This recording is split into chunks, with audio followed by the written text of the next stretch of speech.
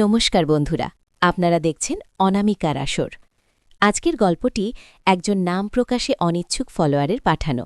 গল্পটা এতটাই গভীর, এতটাই আবেগী যে আপনাদের মন ছুঁয়ে যাবে। আমি নিশ্চিত এই গল্প আপনাদের মুগ্ধ করবে। গল্পটি শুনতে শুনতে মনে হবে যেন আপনারা নিজেরা সেই পরিস্থিতির মধ্যে দিয়ে যাচ্ছেন। আমি জানি আপনারা অনেকেই আমার ব্যক্তিগত আইএমও নম্বরটা পাওয়ার জন্য উদগ্রীব, তাই মন দিয়ে শুনুন। গল্পের কোনো এক ফাঁকে আমি আমার ব্যক্তিগত আইএমও নাম্বারটি দেব। শুধু মনোযোগ দিয়ে শুনলে তবেই নাম্বারটি পাবেন। আমার নাম অনামিকা, আর আজকের এই নিবিড় নিষিদ্ধ প্রেমের উপাখ্যান আমারই এক চেনাজানা নারীর। নাম প্রকাশে অনিচ্ছুক তিনি।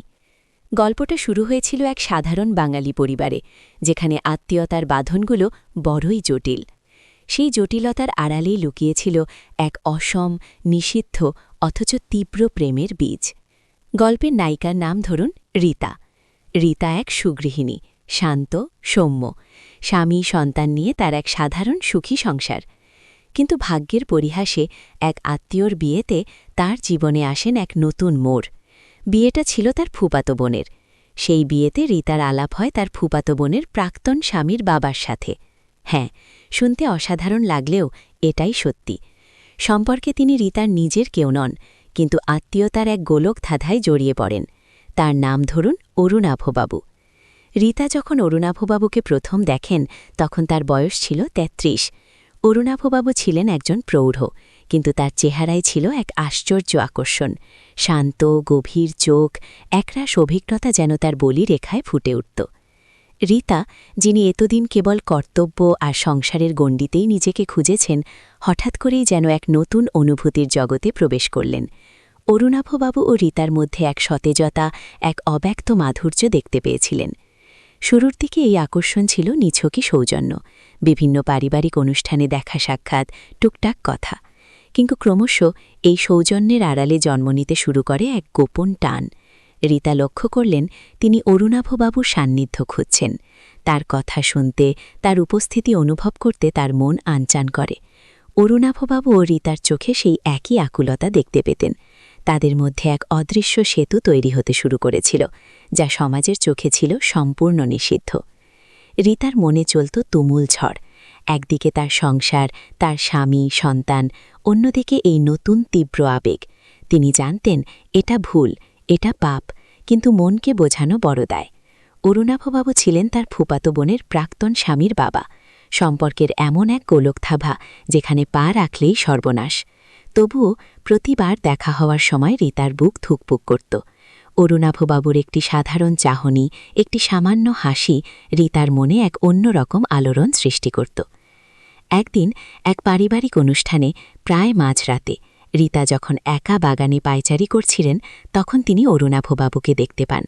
তিনি কাছে এসে দাঁড়ালেন। পরিবেশটা ছিল নিস্তব্ধ। চাঁদের আলোয় অরুণাভবাবুর মুখটা আরও মায়াবী লাগছিল। একা কেন রীতা দেবী? অরুণাভবাবুর শান্ত গভীর স্বর ভেসে এলো।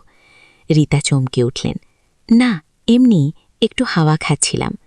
এই রাতে একা এখানে?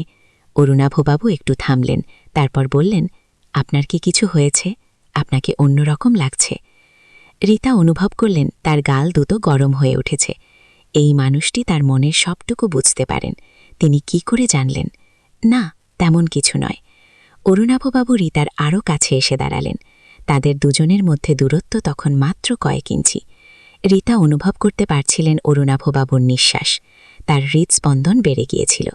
তিনি জানতেন এই মুহূর্তটা বিপজ্জনক, এই মুহূর্তটা সব ভেঙে দিতে পারে। কিন্তু তার শরীর যেন অবশ হয়ে আসছিল। রীতা দেবী, অরুণাভবাবু ফিসফিস করে বললেন, আমার চোখের দিকে তাকান। রীতা নিজের ইচ্ছের বিরুদ্ধে গিয়ে অরুণাভবাবুর চোখের দিকে তাকালেন। সেই গভীর মায়াবী চোখে তিনি দেখতে পেলেন নিজের প্রতিচ্ছবি, এক তীব্র অব্যক্ত আকর্ষণ। সেই আকর্ষণ যেন চুম্বকের মতো টানছিল রীতাকে। আপনি জানেন আমি কি অনুভব করছি? রীতার গলা শুকিয়ে এলো। অরুণাভবাবু আলতো করে রীতার হাত ধরলেন। সেই স্পর্শ ছিল বিদ্যুতের মতো। রীতার শরীর দিয়ে একটা শিহরণ বয়ে গেল। আমি জানি, অরুণাভবাবু নিচু গলায় বললেন, এবং আমি জানি আপনিও এটাই চান। রীতা কোনো উত্তর দিতে পারলেন না। তিনি শুধু অরুণাভবাবুর চোখে চোখ রেখে দাঁড়িয়ে রইলেন। তার সমস্ত সত্তা যেন অরুণাভবাবুর দিকেই ছুটে যেতে চাইছিল। কিন্তু রীতা প্রায় ফুপিয়ে উঠলেন। এটা সম্ভব নয়। কেন নয়? অরুণাভবাবু আলতো করে রীতার গাল স্পর্শ করলেন। রীতার মনে পড়ে গেল তার সংসার, তার স্বামী, তার সন্তান। কিন্তু এই মুহূর্তে অরুণাভবাবুর স্পর্শের কাছে সব যুক্তি, সব ভয় যেন তুচ্ছ হয়ে যাচ্ছিল। আমরা সমাজে এমন কিছু করতে পারি না, রীতা প্রায় ভেঙে পড়া গলায় বললেন। সমাজ? অরুণাভবাবু এক অদ্ভুত হাসি হাসলেন। সমাজ কি জানে আমাদের মনের কথা, আমাদের এই গোপন টান? সেই রাতের পর থেকে তাদের দেখা সাক্ষাৎ আরও গোপনে হতে লাগল। পারিবারিক অনুষ্ঠানে তারা একে অপরের দিকে এমনভাবে তাকাতেন যা সাধারণ কারোর চোখে পড়ত না, কিন্তু তাদের দুজনের মনে চলত এক রুদ্ধশ্বাস খেলা। এক পূর্ণিমা রাতে রীতা একাই ছাদে পায়চারি করছিলেন। তার মন ভারাক্রান্ত। তিনি জানতেন তিনি আর নিজেকে আটকাতে পারবেন না। ঠিক তখনই তিনি দেখলেন অরুণাভবাবু নিচে দাঁড়িয়ে আছেন। রীতা দেবী, অরুণাভবাবু ডাকলেন। রীতা নিচে নেমে গেলেন। অরুণাভবাবু তাকে দেখে হাসলেন। আপনার জন্য অপেক্ষা করছিলাম। রীতার মনে হল তিনি স্বপ্ন দেখছেন। কিভাবে?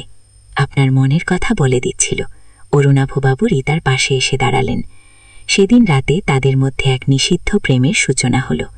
তাদের গোপন মিলনের স্থান ছিল শহরের এক প্রান্তে এক পুরানো পরিত্যক্ত বাগানবাড়ি। প্রত্যেকবার দেখা করার আগে রীতার বুক কাঁপত, একদিকে ভয়, অন্যদিকে তীব্র আকর্ষণ।